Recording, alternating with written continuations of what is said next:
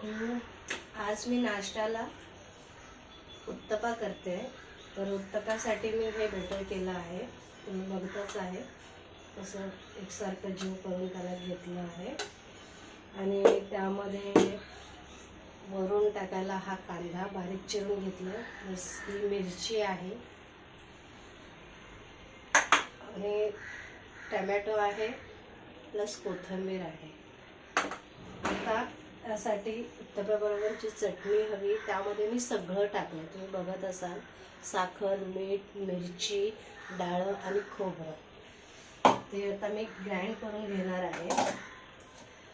त्याआधी मी इथे उत्तपा घेते करून, हे उत्तपा होईपर्यंत मी चटणी वाटू शकते. आता हे उत्तप्याचं बेटर पॅनमध्ये टाकते.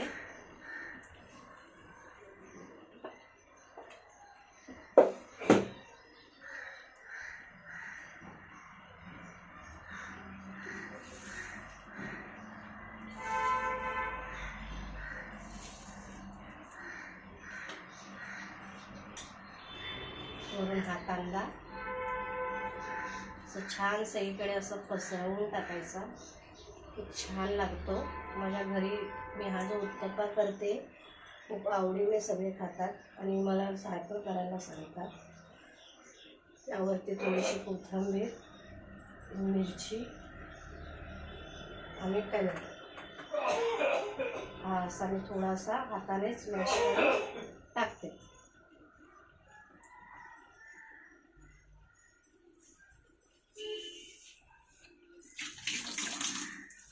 थोडासा गॅस बारीक करते की तो छान शिजेल आणि वरून थोडंसं तेल सोडते की आपला जो डोसा आहे खाली चिटकून नये आणि अलगद बाहेर यावा.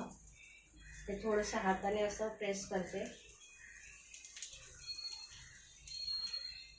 आपण 2 मिनटं थांबायचं. त्याबरोबर मी चटणी लागणार आहे, ती चटणी करते मिक्सीमध्ये.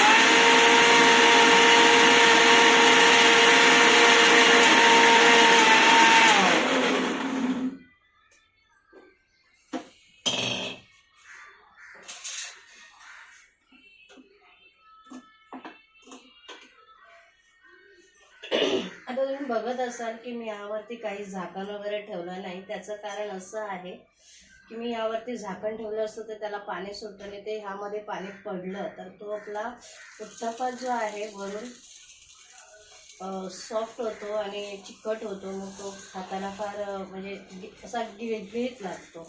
तर आपल्याला तसा नको, क्रिस्पी हवा आहे. आणि हा आता उत्तप्पा झालेला आहे. मी अजून त्याला थोडंसं एक साईड छान अशी थोडीशी शेकून घेते.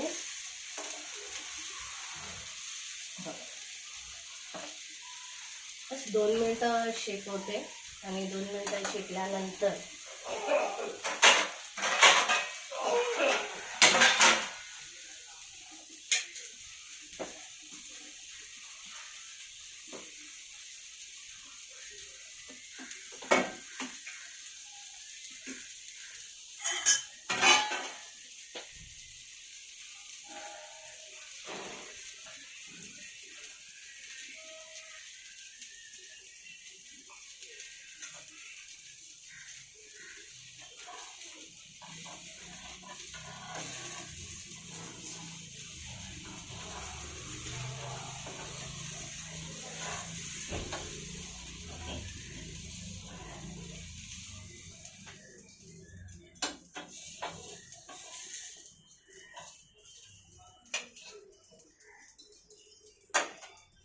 छानपैकी असा उत्तप्पा झाला आहे, गरम गरम आणि एकदम टेस्टी.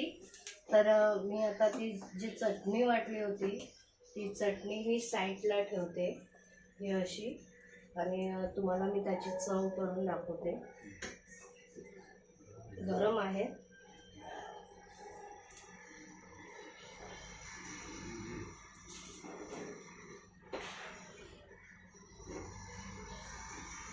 बघा, खरंच खूप छान आहे. तुम्ही पण ट्राय करा.